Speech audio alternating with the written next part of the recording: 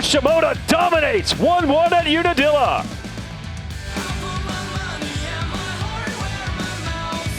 And Jett Lawrence is once again the 450 motocross champion.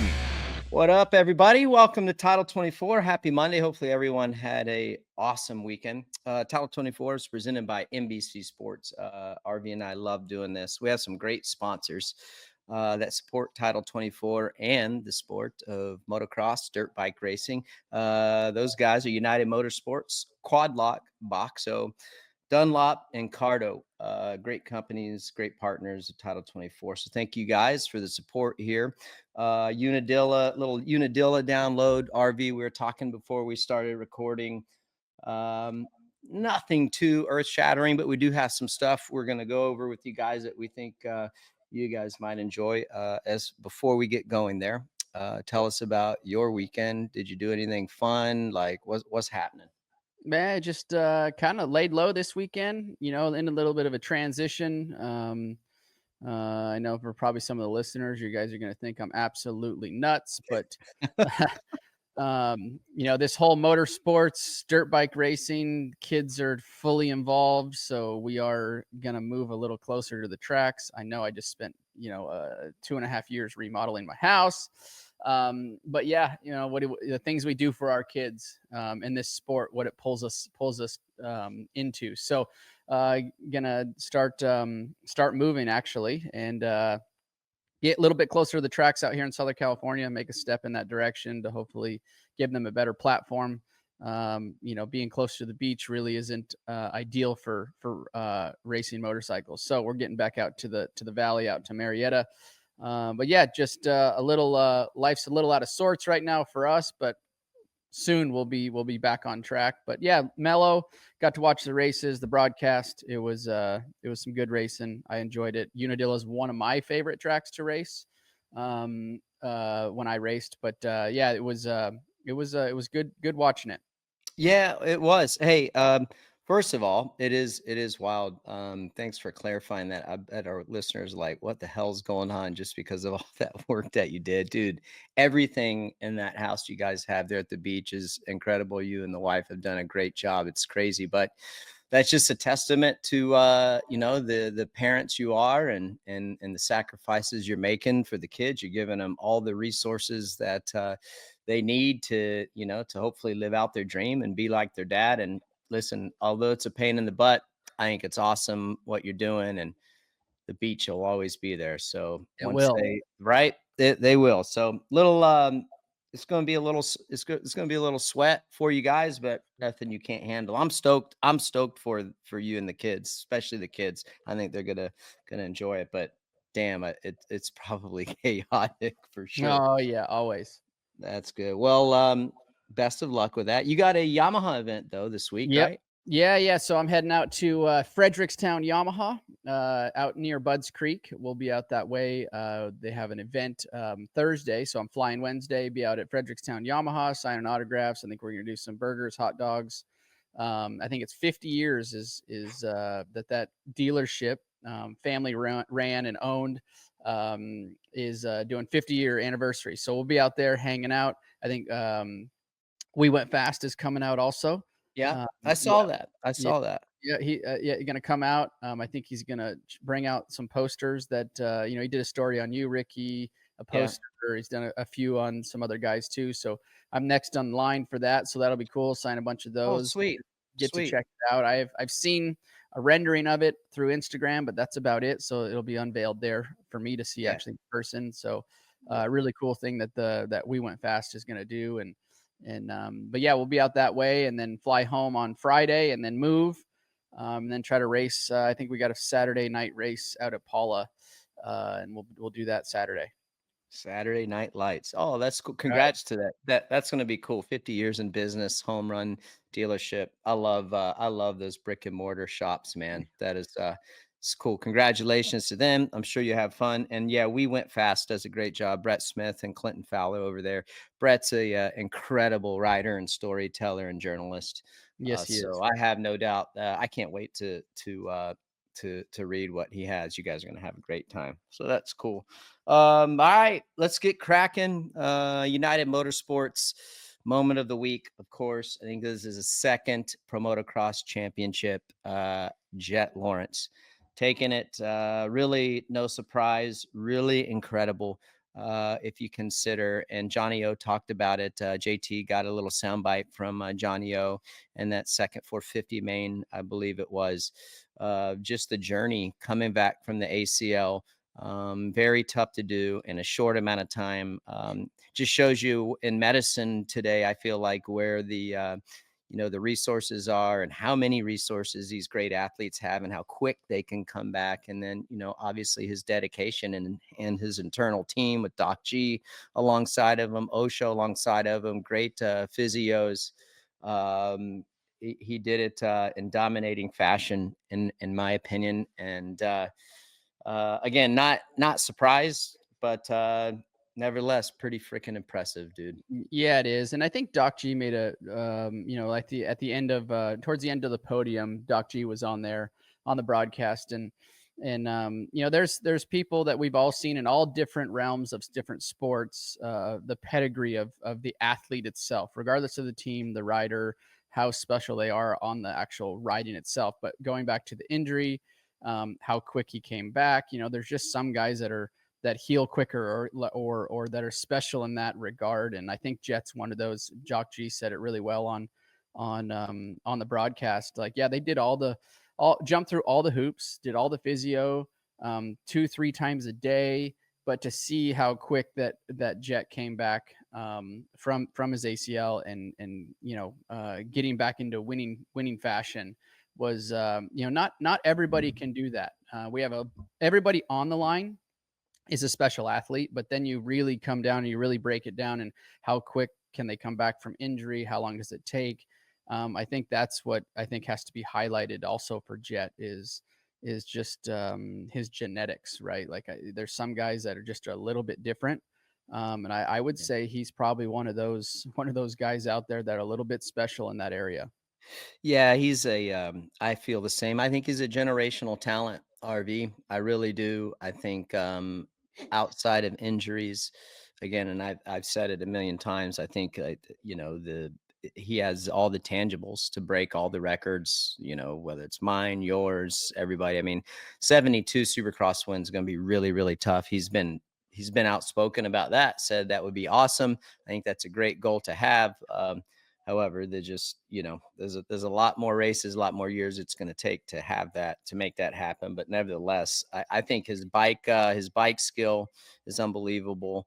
Yeah, all this stuff that we've always talked about. So not a surprise, but it kind of brings me to what Bryce Mahan 13 wrote in. Pretty good question, and it's what you said, RV. How much more does a championship mean after injury? I think that Doc G explained it pretty well, and the thoughts that Jett was going through. He shared, some of the things that Jett had said. Remember, like, what did he say? Jett was worried if he was ever going to win another championship again. And where does this championship by Jett rank to you amongst his other victories? I mean, I think it's just as special as any other, RV. Like for me, when I came back from my ACL in 04 and was able to go undefeated, it was awesome because your mind, I mean, I always believed in myself, but your mind can play tricks on you. And it was just validation to go out there and know that you still can win and you're still the same guy. Yeah, your mind wanders, like you said. You start thinking, especially with a little bit of time off. I know I dealt with that, not necessarily with my knee or my knees, I should say, my left knee alone, but because it was always my left ACL. But like with my lower leg and ankle, St. Louis, everybody saw me jump off the bike. Like that was a 3-month deal that I was off the motorcycle. And it was much gnarly. It was the most gnarly, the biggest injury that I had. Ligaments, bones, things like that. That all got fixed pretty easily. But fixing my lower leg was a bit tougher, and the time on the couch, I went through 2 different surgeries that were 8 hours and 9 hours to fix my lower leg. And that's where you have, like, your mind starts to wander and you're like, okay, I had an insurance policy on myself, right, that I could have collected tax-free a bunch of money.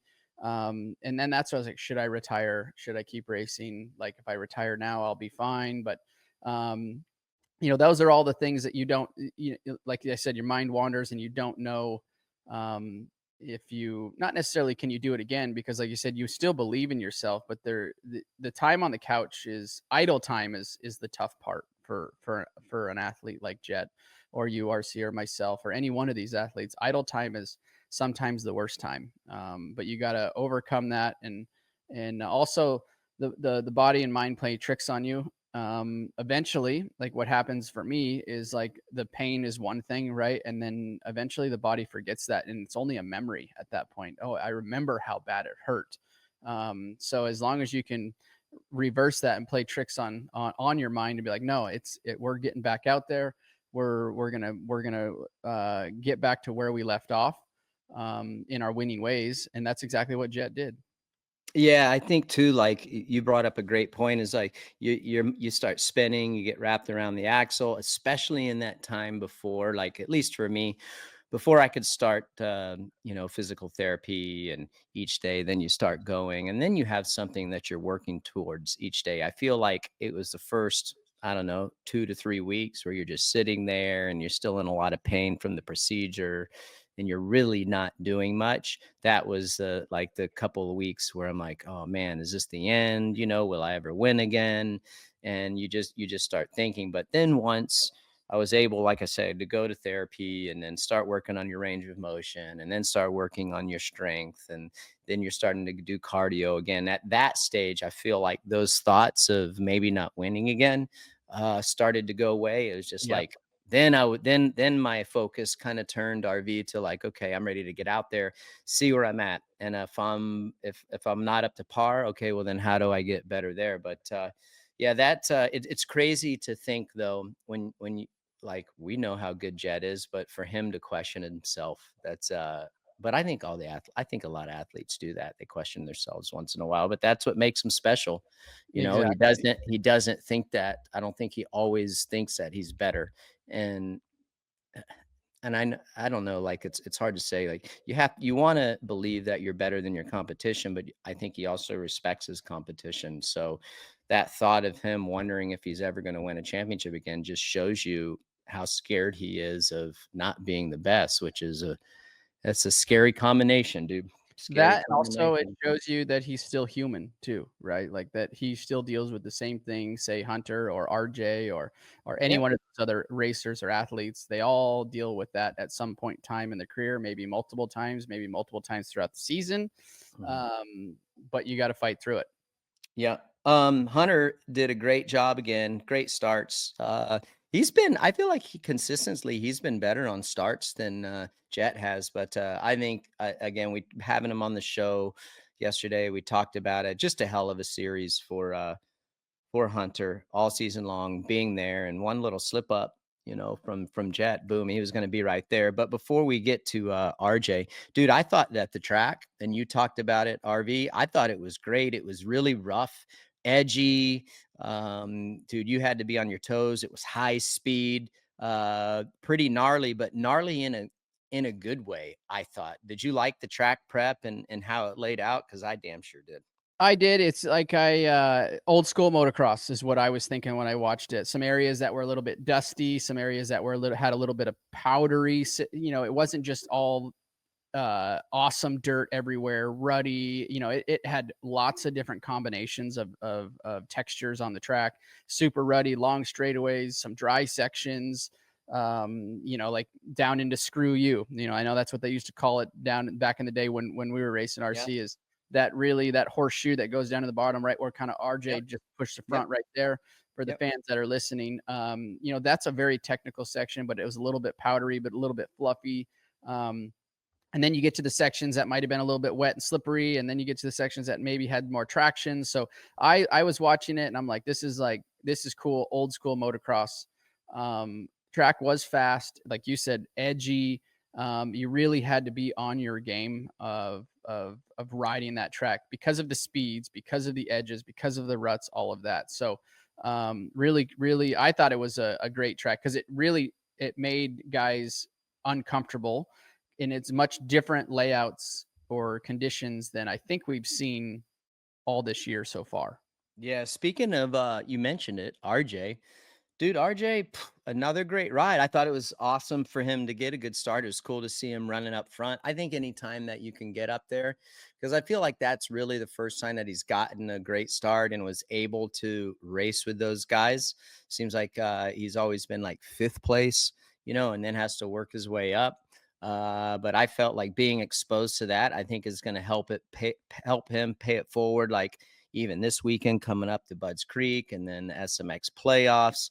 I don't know. Again, we've talked about it, RJ. I think it's very, very impressive what he's been able to do. And really, when he fell down in that screw you part, when he pushed the front, like you said, dude, I feel like that's kind of the biggest, from what I've seen on the broadcast, the biggest mistake that he's made freaking all season long in the outdoors. Yep, exactly. No, for sure. He's been riding really well. And to your point, RC, of him starting up front, to see those opening laps, to see Hunter and Jett's lines. There he goes, just pushes the front down there at the bottom of screw you. Like, I think that's gonna benefit him. I know we only have one race left, but it's, I think, a big confidence booster also coming into the playoff rounds. He's been riding phenomenal. Like you said, only that little mistake.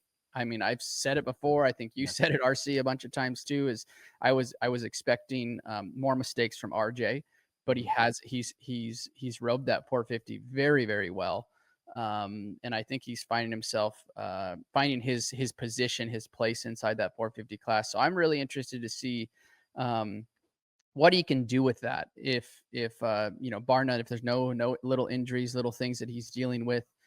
Into the playoff rounds, along with into 26 Supercross season, because I think he's going to establish himself as like that 3rd place guy. I know he's got some work to do on Hunter. He's obviously got a lot of work to do on Jett to bridge those gaps. But dude, that's a position that's a great position to be in. Kind of establishing yourself as like that 3rd spot guy. Yeah, he's done unbelievable. What's going to be fun, I think, to watch him in the SMX. I think he's riding the 450 in SMX. I sure hope he is. I think it is to throw the 250 away. But great for him. Hey, head over to unitedmotorsports.com /title24, enter your email and get a $15 credit towards your first order. And then you'll automatically be entered to win sweepstakes, $50 credit for your next order. They do that every single week. United Motorsports does, so always giving away stuff. So make sure you enter that first time, and then you'll be entered to win $50 towards your next buy. Pretty cool little promo United Motorsports does. UnitedMotorsports.com /title24. Moving on to the Dunlop debate. I'm not sure if they were using the scoop again, but I will tell you this much. Has to be Prado. And I was watching the first Moto RV, and just you guys tune in today, whether you're listening or watching. We were talking this before we recorded, and I don't know. I don't think there's anything wrong with the bike. I don't think there's anything. I did some digging and talked to a few people. And dude, he's trying. It just, I don't know. Like, I don't think there was anything wrong with him. I think the pace is gnarly, but I just saw a clip, and I even used Twitter. It was using Twitter or X, whatever you want to call it. And I'm like, I saw him look back when he got passed by J Coop, and it was just like, dude, he completely shut off. But there was nothing wrong with him, and it just, I don't know. I think he's in a tough spot. I was confident after last week, RV, and then this week. Like, tell us your insight. Like, what do you think happened this weekend? Here's my take on it, and I did say it a few shows ago. Coming from Europe to the U.S., just like I went from the U.S. to the Europe, it's a huge pill to swallow. Number one. The way we race, our tracks, the amount of racing that we do, the pace of our racing. I had said it in the beginning that if he could finish 5th through 8th, all outdoor season, that would be a hell of a season for him, a hell of a building season for him. And obviously that hasn't happened. And I think that the biggest thing is with our racing, and especially our tracks, is because I didn't get to ride all of the European tracks, but I've rode quite a few of the, call it practice tracks, where we would train, and also rode 4 rounds of the MXGP. So that being said, that the pace of our opening laps are very, very high. We don't have the Saturday sessions like they do. We just go straight into practice, straight into our motos. So that's a huge thing to learn. But also the speeds on our tracks here in the United States are much, much, much, much higher than in Europe. So Like the mile per hour? mile per hour, yes, on rough, technical, gnarly tracks. What we saw at Unadilla was a very intense track to race. And Ricky, that track is it's not the most pleasant place to ride. It's pretty vague when it comes to traction. There's places that have traction. There's places that don't. There's like I just mentioned in the opening part of the show, like there's so many different styles and conditions throughout Unadilla, the racetrack itself, along with added the speed. The mile per hour that we see here in the United States is substantially higher than most tracks in Europe. Now they may have a few that maybe I didn't race, 1 or 2 that you see miles per hour, like the mile per hour that we see here. But on average, our tracks are much, much, much faster. And if he's not feeling comfortable, that's going to be a problem. All of our racers are used to that. Come out to Glen Helen, for example, go down the start straight. That's into Talladega. You're 5th gear wide open on a 450 at Glen Helen, and Unadilla, same thing. You got long straightaways that you're doing 4th, 5th gear wide open on a 450. And it's not smooth. So, there's just a lot of different aspects that he has to deal with amongst a race season, and you only have 2 days to kind of figure it out during the week. And like we all know, these racers or these athletes, they're maintaining what they have during the season and during midweek. They're not really gaining much. So he's in a tough spot. I'll be honest. He's in a very tough spot. Yeah, that's what I like. I feel bad for him. I don't want to give up on him yet, but putting my reality hat on as you would also, it's just, and you brought it up, you thought that somewhere between 5th to 8th would be like a really good season for him, and outdoor, he's like right on the bubble of that. And then you're going to go into SMX. His track record isn't that great. He basically missed all of Supercross this year. And I just feel like, dude, that is so hard to like come back from and claw your way out of that hole. I mean, there's a couple of guys that have been able to do it, and he's a 2-time GP champ. Yeah, so that's why I'm not giving up on him yet, but it's a hell of a hole to climb out of. It is, especially from a confidence standpoint, RC, from, like you keep getting beat up every weekend. You're trying to improve the motorcycle to whatever area that is. And maybe it's not coming together like he foresees it, but you're trying to improve, but you keep getting knocked down. Back to SMX, that's kind of the scary part of what I see coming into these next 3 playoff rounds after Budds Creek, is the speeds in SMX while running. Call it some guys may run like a little more of a hybrid setup. I typically don't see the hybrid suspension so much. I think that you got to kind of run Supercross because we still have major rhythm sections outs and the high speed, like steepness. Yep, you still have the G outs, the high speed, but then you have the high speed and you have the rhythm sections. And if he's struggling right now with that pace, with that speed, I think it's going to be amplified inside of SMX because it still is a stadium cross race, and track's much smaller. It is typically a lot more clay based, so a lot of feedback through the motorcycle. So it's going to be interesting to see. If he can dig himself out of the hole. Yeah. I know starts, once you go to the SMX starts, if he can get up front in the starts, that typically helps in the Supercross setting, just because it's a little bit harder to pass because the tracks are a little more narrow. It's not, obviously everybody knows it's not true outdoors. A little more narrow. It's harder to pass for in the rhythm sections and things like that. But yeah, it's a tough spot to be in. That's for sure. It's a very tough spot. Yeah, I hate it. I hate it for him. He's gonna have to dig deeper than he ever has before, ever in his career, I believe, because I feel like straight up he's on the tipping point, because I don't feel like Cowie's gonna put up with it too much longer. They got what Chase is coming in, right? So that's probably going to be, for all intents and purposes, their top dog. There'll be some young guys coming up to the 250, and I'm assuming they're going to be looking for some results, after this year. And I like the kid. I think it's great. I think we need him in the sport, especially from a world championship SMX point of view. So I'm pulling for him, but like you said, especially like that SMX, the speeds are high. The tracks, like you said, a hybrid between Supercross, motocross, and it's like going down a 4-lane highway versus a 2-lane highway, right? At high speed.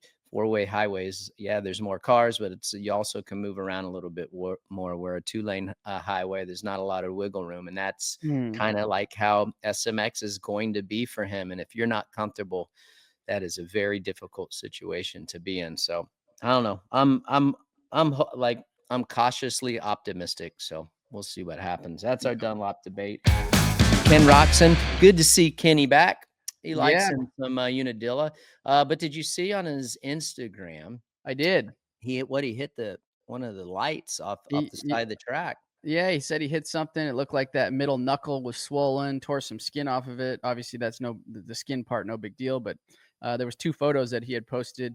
Definitely looked like it swelled up. But dude, Kenny coming off the couch, that's what's so impressive with him is being able to come off the track, put himself. I think he ended up 5th in the first moto.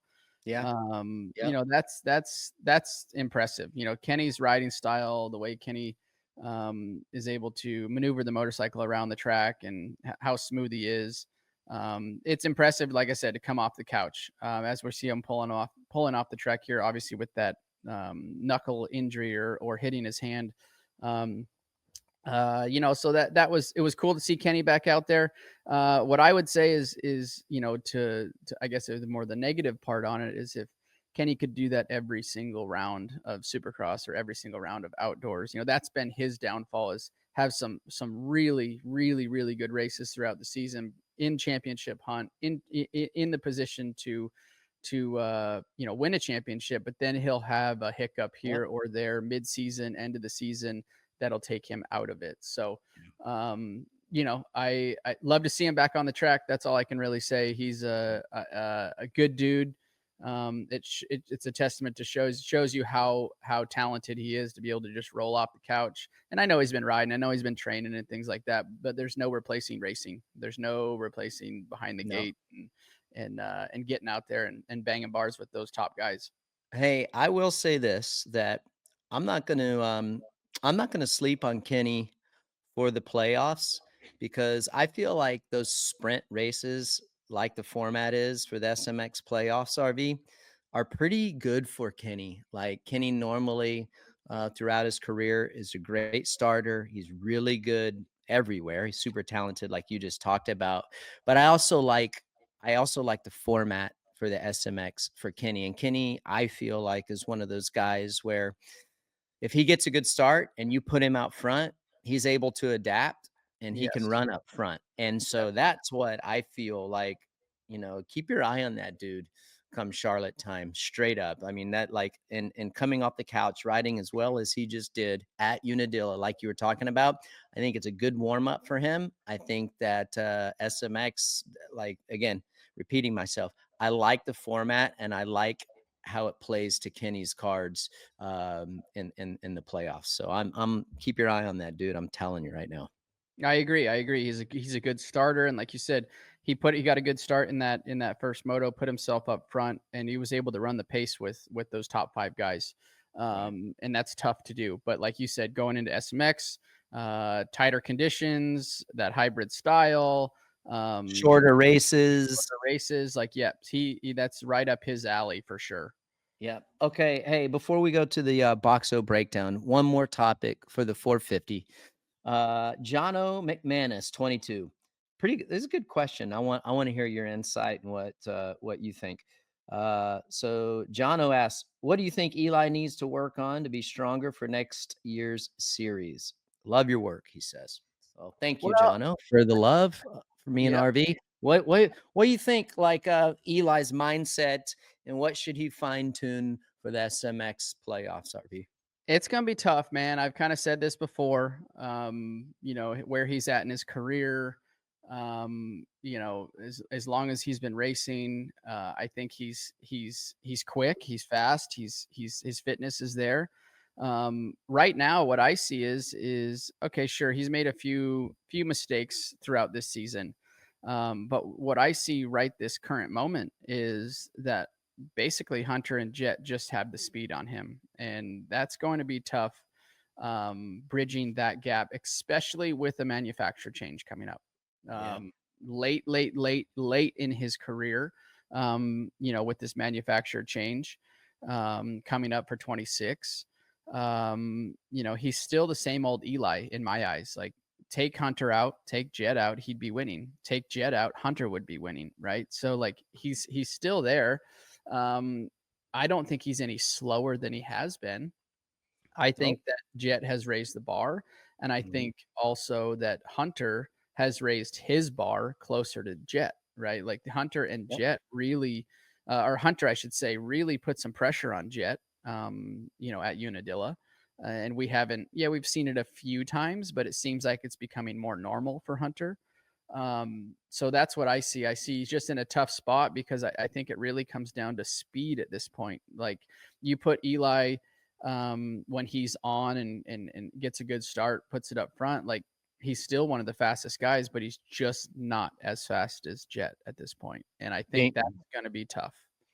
Bingo, 100%. Yep, that's the only thing. I think his bike obviously is good enough to win. He he has the experience to do that. Duh. But yeah, I think if I'm him, we are working on sprints. We're doing 10-minute sprints, like as fast as you can. Obviously, you got to be safe, but if you're gonna want to beat those dudes, number one, you're gonna have to be up there on the start for sure, and you have to do 10-minute plus 2-lap sprints over and over and over and over and over, and that's what you do till you get to SMX playoffs. That's what I'm doing, Jono. Similar to what RV said, I think that's the only place that he can really get better. Into like RV's point, probably switching to a different manufacturer next year. That's going to be lingering in the back of his mind. But listen, dude, it's a reset. There's 3 playoff races. Go out there, get after it. It's 6 motos. He can do it. He does get good starts. He's pretty consistent on the starts. And he just needs to sprint. He needs to work on his sprints and just come out and hang it out. That's what he's going to have to do, like RV said. So perfect. Hey, just some house cleaning before we get to the 250. Prado actually pulled the whole shot without the paddle tire in the first moto. Just a little fun fact for you, RV. Yep. No, I did see that great start from him. I don't know, his Moto 2 wasn't nearly as good, but put himself up front. And that was, I think that was his chance, right? I kind of thought coming into Unadilla, the style of the track, the way that the track forms, the dirt conditions, I would say is probably one of our, is probably more of like a European style track, other than the speeds that we see at Unadilla, but the texture of the dirt, the way it forms, is a little more like a European style motocross track. But yeah, it was, he held it as long as he could, but it just wasn't enough. Yep. All right, dude. I like this next subject. Sushi. What about sushi, bro? For the Boxo breakdown. Joe. Wasabi. He's getting after it. Are you bringing what are you gonna do at your Boxo setup, dude? Are you gonna bring it? I just had him come into the new garage and set it all up. We got the new cabinets. It's really all black. Yes, because they didn't offer black cabinets. Boxo didn't, so it's brand new to the catalog. I think actually I was the first. Ryan said that this is the first time they had installed the all black. Nice. in anybody's garage, and we did the red accent, so it looks super bitchin'. Sick. Yeah, Sick. love it. Kyle, our mechanic, he's in heaven over there. So yeah, we have all the Boxo goodies over at the new house too. Yeah, their OSM setup that RV is talking about, the big cabinets and the workspace that they put together. I got a small one here at my house. I don't have the quite the size space that you do, but the house that you're at right now is killer. I can't wait to see your new setup that they did. Their OSM, organized storage modules. They make it pretty plug and play, and how they all like connect together. It's awesome, super convenient, and great product. So check it out, Boxo USA. I like this. I'm going right to the fan question. I am Patrick Reagan. He says is Joe, but I'm gonna call him Sushi Wasabi. I love it all. You think Sushi is going to be a problem for Deegan in the playoffs? I mean, it's kind of, I wouldn't look. Yes, I think putting you on the high. I'm putting you on. No, it's good. It's good. I think there's a high probability if Joe keeps riding like he's riding and getting the starts that he's getting. We talked about it. Shorter motos, hybrid, that SMX. I think he's positioned himself very well to have a great last three of those SMX playoffs. I think that Joe has, and look, I know that Hayden's kind of in championship form right now, being smart about it. He's playing his cards right. He's playing his cards like I would play him. He's playing his cards like you would play him, RC. He's not going to push the limit. Push the limit to where, he lays her on the ground with basically, at the time, 2 rounds to go. Now it's 1 round to go. So he's being smart in that regard. But I think Joe has found another gear for himself. So Barna getting off the line, I think he could give Haiden a run for his money at this point, because once we get to the SMX, that style of track, it's going to close it up. It's not going to be 1 to 2 seconds a lap quicker. Like say Hayden's not going to be 2 seconds a lap quicker or 1.5 seconds a lap quicker. It's going to be more half seconds now because it's back to Supercross, which is still a big chunk for that. But I'm excited about it, man. He's definitely found Honda, him, whatever the case may be. He's definitely found another gear, and I'm stoked for him. Great dude.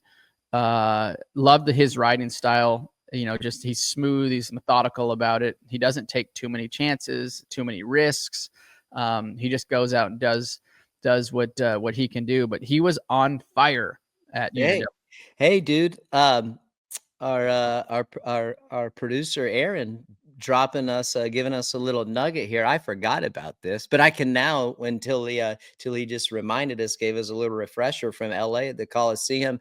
Sushi was giving Haiden some elbow grease, like right before they would go underneath the tunnel right there. They were going back and forth at the final SMX playoff round in 2023, the inaugural SMX World Championship round. That was a good battle that night. Do you remember that? I do. I was there. Watching it. The family was there. We were all there. Me and Richie. We were hanging out.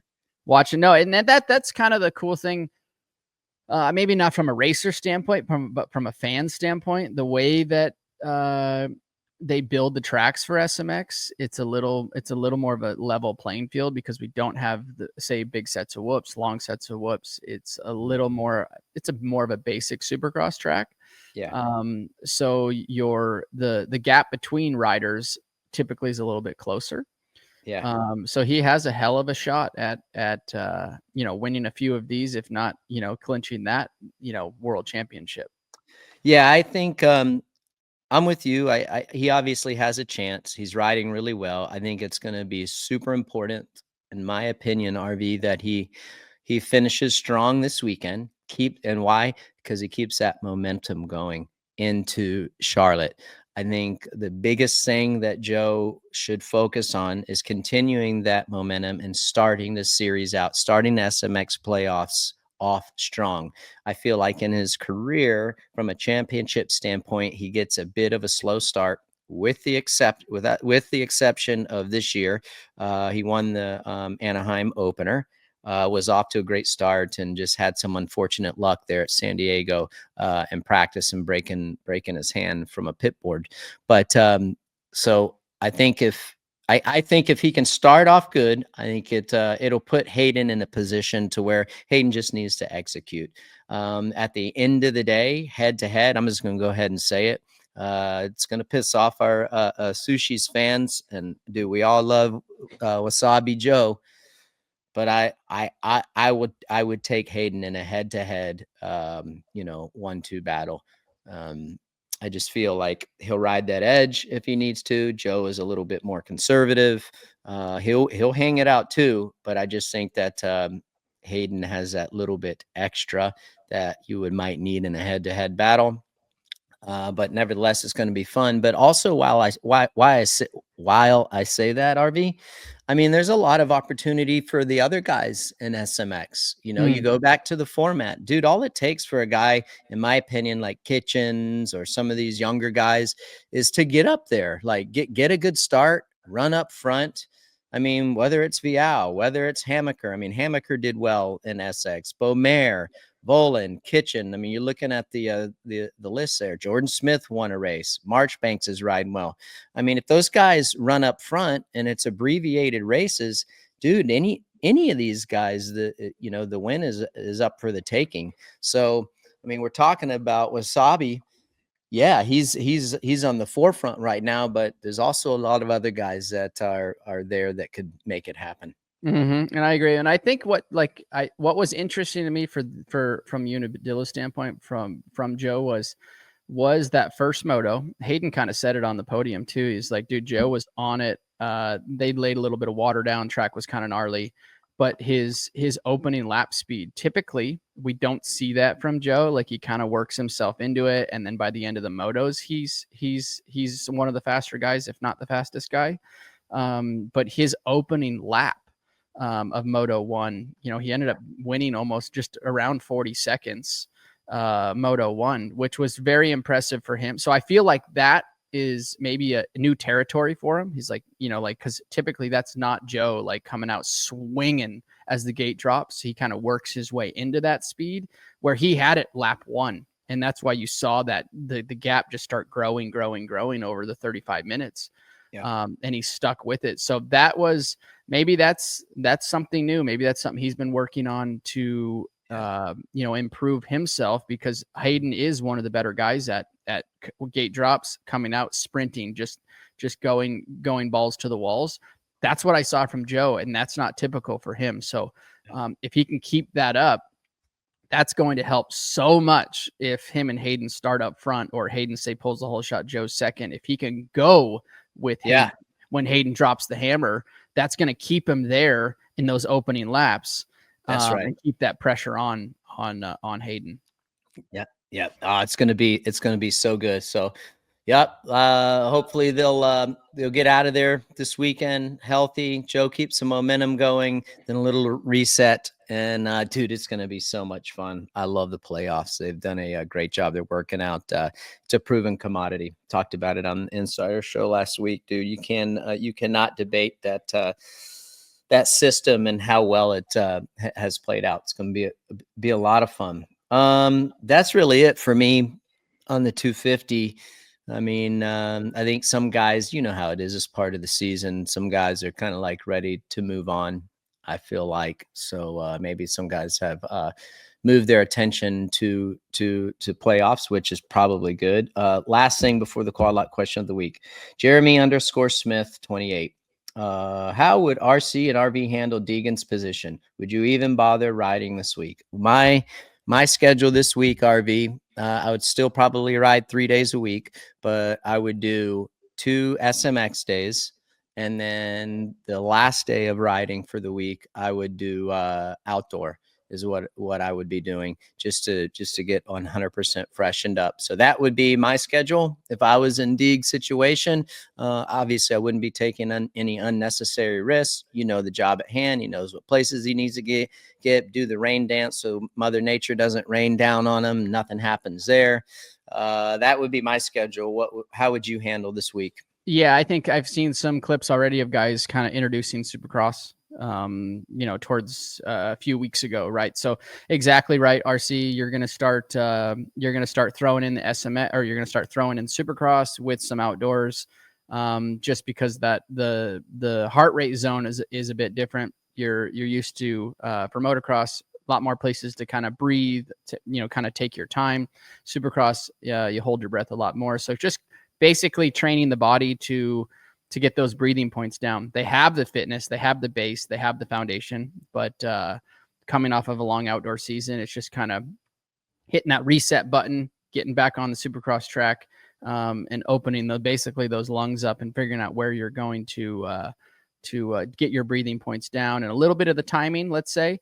But yeah, a little bit of Supercross, and you nailed it. 1 day of outdoors, that's really all he needs. He's got a points gap at this point that is very, very healthy. So it's basically just making it through. Budds Creek, wrapping that championship up. But their focus is already switched towards SMX. That's right. That's next on the list, especially like somebody in Hayden's position that has that comfort, that points lead. He's like, okay, let's just get through this Budds Creek weekend, wrap it up, and now we'll change our focus on SMX as we're looking right now. 250 class season points, 460 for Hayden. Joe's 43 down. Garage Marchbanks is 140 down, and Levi is 177, and the list goes on. Yep, good insight. That's a great question, Jeremy. I jumped the gun on the quad lock question. Another gentleman had a great question, Michael Johnson, and kind of segues into what we were just talking about. But Michael Johnson, so many good riders nowadays. I think we could add another professional class. Combine / SMX next is a good way to get younger guys a taste. Couldn't we add that class into the series? What's your take on RV? You had some pretty good insight on that before we were talking about it. Go for it. Yep. That's a great question, Michael Johnson. I 100% agree with you, Michael. That especially with our rule change coming up, I believe it's 17 next year. It's going to be 18 before we know it, before you can turn pro, race professional Supercross and motocross. And look, we have Loretta Lynn's as our biggest amateur national. Great platform for the younger kids from 50s all the way up to two big bikes. But we have a hole. I believe we have a hole in the system. When it comes to that next level of graduation out of Loretta Lynn's, getting these kids ready for Supercross and motocross. And I believe we have the Combine, we have SMX next, great programs. I would like to see those be a little more happen more for those kids that say are 16 through 18. So you got a 2-year window there where they could be doing combines, more combines, and more SMX next to get them ready.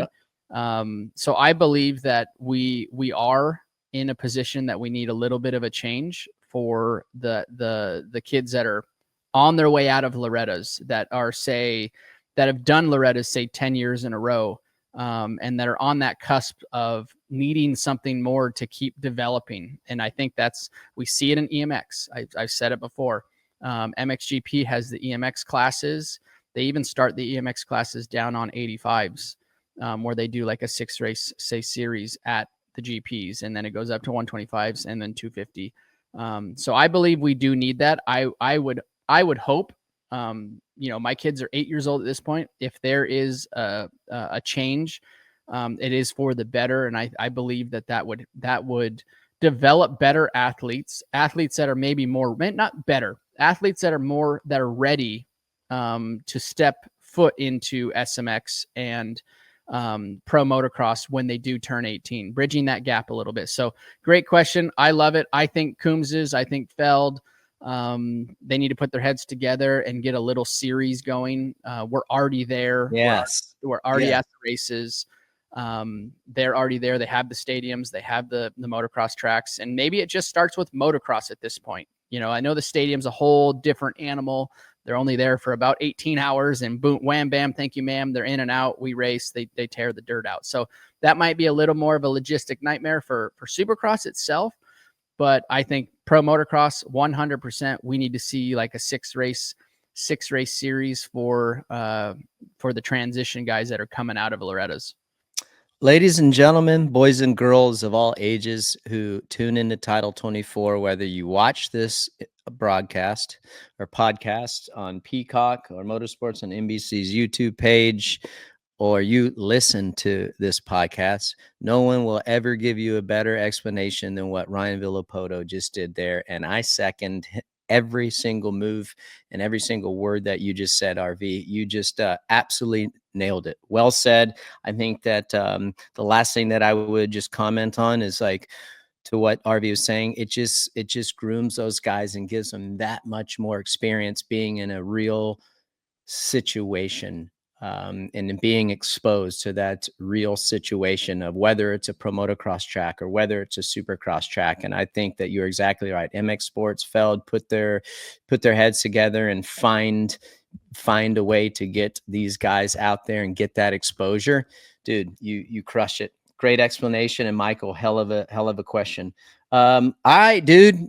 Quad Lock question of the week. Check them out. Quadlockcase.com. Incredible product. This thing's kind of cool right here. This desk mount. Oh yeah. Yeah, it's pretty convenient. I got one here on my desk. I just showed you the box there, but I have one here on my desk. I have one next to my nightstand also. Wife has one at her office at work. Great stuff. Check them out. Quadlockcase.com. Quadlock question of the week. RV, I think you know this gentleman. But Ken Johnson. Ken, congratulations, my friend. You are the winner of the Quad Lock question of the week. And I cannot wait to hear what RV has to say about this. You just absolutely crushed Michael Johnson's question. But Ken asks, I came from the four-wheel off-road world where drivers earn points for top qualifying positions. Do you think adding that system would be a good or bad move for motocross and supercross? Brother, take it away. Well, thanks, Ken. We go way back, actually. I think I actually rented a house. Tell us the story about that. Yeah, I rented a house from Ken Johnson back out in Menifee, California. I think I was like 15 years old. So Ken used to have Sano Racing when the XR 50s, when the 50 craze was back in the day. Dude, I remember that. That's unbelievable, really. Yep. There was lots. There was a handful of brands out there: BBR Motorsports, Sano Racing, Fast 50s. So he was all in that craze. I think now he's that's right. He's got classic car daily classic or something. It's a big Instagram following for badass like kind of muscle cars. Actually, Ken built a beautiful car a couple years ago. But thanks for the question, Ken. So this is what I see. I see if we were to add points to fastest qualifier, and I think it would work out some years, and I think it wouldn't work out. And let's use current situations because that's what we're living in right now is current. If we added points to fastest qualifier, Jett would have wrapped up, say, call it five races early. And that's, as we know, that's not good for TV. That's not good for the broadcast. That's not good for the fans, to have a championship wrapped up, 5-6 rounds early. It takes, I don't know. It's great to see the athlete be able to do that because he's, call it, that much better than the rest. But what I would like to see, Ken, would be, if we're going to make a change for and incentivize fastest qualifier, fastest time in practice, is sweeten the pot with some type of incentive money wise. Is it $10,000 for fastest qualifier? Is it $5,000? I don't know. I think if you were to do the point situation, typically in our current state right now, we see a lot of it's a lot of the same guy in the 450 class, Jett. Now the 250 class, it's a little more of a melting pot. You get more guys that throw it up on top occasionally. So it would work. It would maybe work into their favor in the 250 class from a points perspective. But 450, I think it would work against us. Yeah. But I know they had like Oakley did it actually when I was racing, they I think it was the Oakley Bomb Award.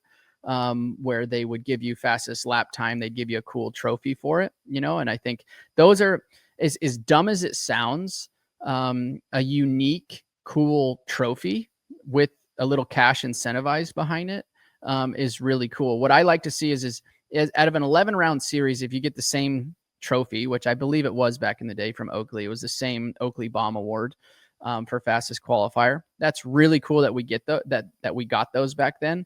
But I will say, having a different trophy every single weekend for fastest qualifier, as dumb as it sounds from my position or your position or any one of these athletes, if it's a really unique trophy, like when you get older, those special trophies mean a lot more. And when you come in your trophy room and you see them, you're like, oh, dude, this was a really cool one. I have some really cool ones in my trophy room that I'm like, okay, this one, I don't know. It's just something cool about it that sticks with you forever, that you can bring around and have. So that's what I think. I don't know if the points would necessarily work. I think, like I said, it would work some years and it would work against us other years. Yeah, I think great question, Ken. Dude, I can't. Yeah, this is like a blast from the past, and I'm with you. I feel like we always agree on most of the stuff. Like it's crazy. I think that kind of to what you were saying, RV, like for our sport, I think it would penalize more riders than not. I do think that it would be cool to take a guy like Aaron Plessinger, dude, that would be his worst nightmare. So then, because he's not a good qualifier, but he's a hell of a racer, he's just going to lose. He's going to lose too much right off the bat.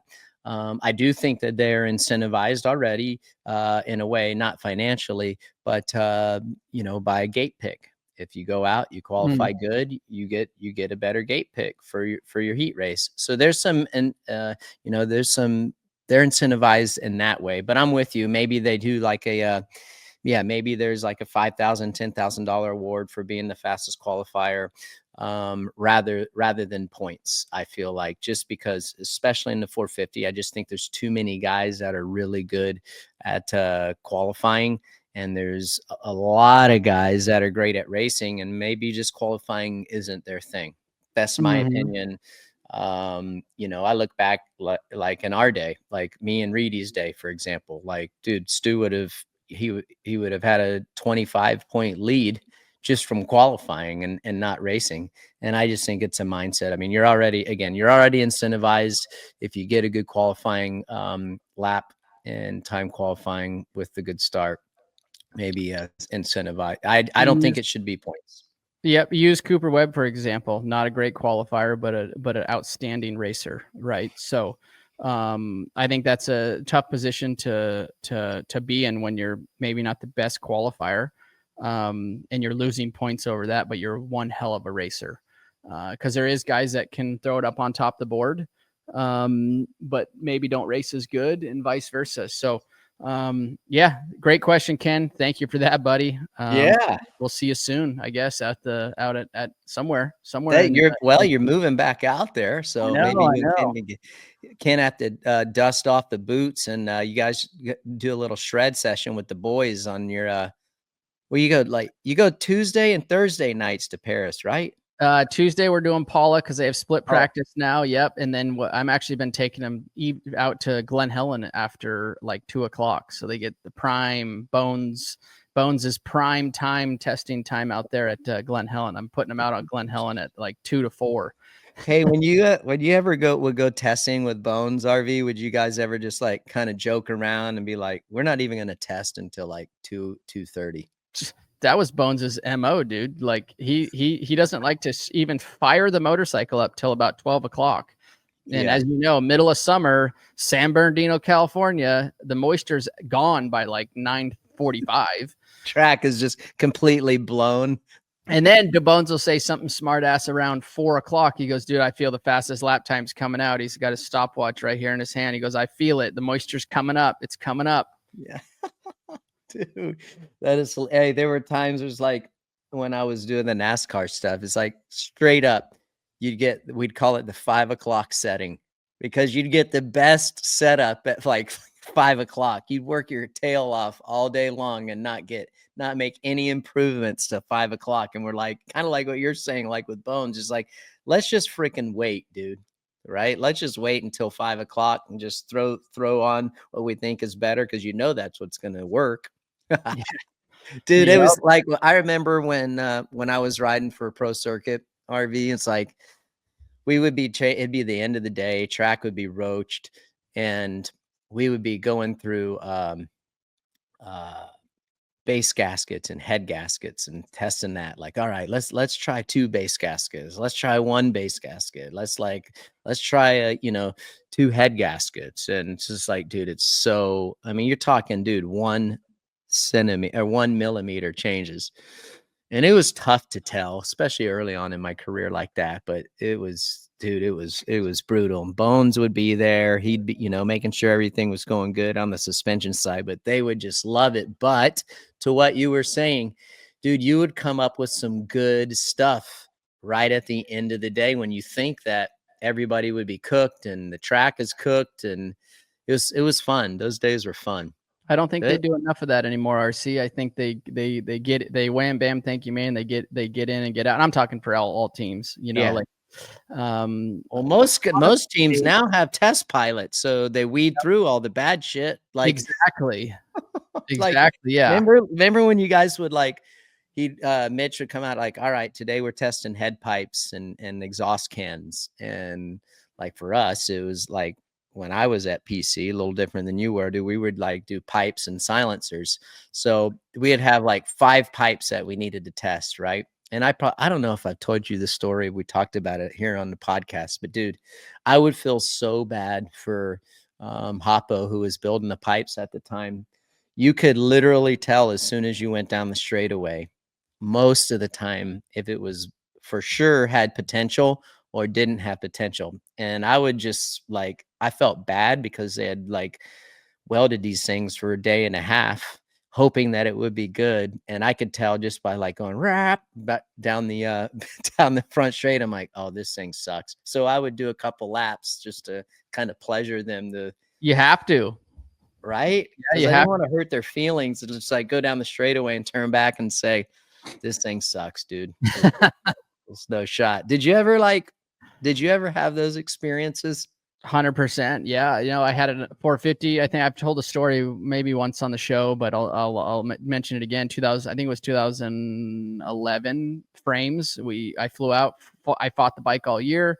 Couldn't get a shock setting that would work with the frame. We got a 2012 frame. The bike was homologated. I flew out from Florida to ride Glen Helen on a Thursday, and rode through the parking lot. Never made it to the track. Turned back around and came back and told everybody at Cowie at the time that I can feel a difference riding through the parking lot. And they're like, no, you're full of shit. I'm like, I promise you. I went out, and then I turned back around, went out and rode it, came back, and then went to Unadilla that next weekend and went 1-1. And that was my first time going 1-1 that season alone, because I won a lot of first motos, but was not capable of winning the second moto because I was just, the bike was beating the tar out of me. And we made that change to the new frame and turned around and went 1-1 at the Unadilla. So yes, that's happened multiple times because we ride the bike so much, RC. There's so much seat time on the motorcycle that you can notice a little change. Once you get to that professional level, you can ride it. Like you said, go down the start straight, get on it, do this, do that. And you're like, okay, this has potential or it's no good. Or you dude, you just made me think of something when you were doing frame stuff like that back in the day, when you were riding to the track and say there was a little rain rut and you would cross over it and you're like, oh, I didn't feel the rain rut quite as much that time. It might be a little bit better.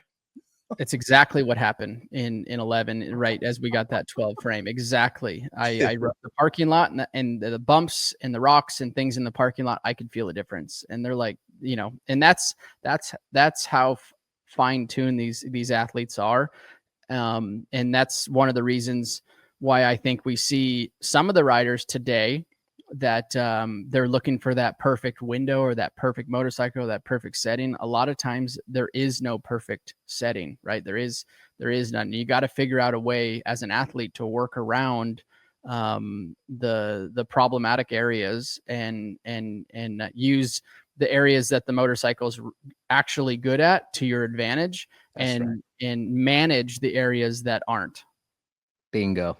Dude, that was good story time. Hopefully you guys that was fun. I love going down the road like that in the past and living out the good old days. Aaron, throw up the NBC graphic on what to look for. Motorsports and NBC this week. Insiders 3 p.m. Eastern on YouTube. Weege and JT. That'll be interesting. I don't know who they have for the big interview, but check them out. That is a standing time each and every week. Saturday, 10 a.m. Eastern, race day live qualifying at Peacock. Budds Creek, going to be awesome. Hopefully the weather turns out.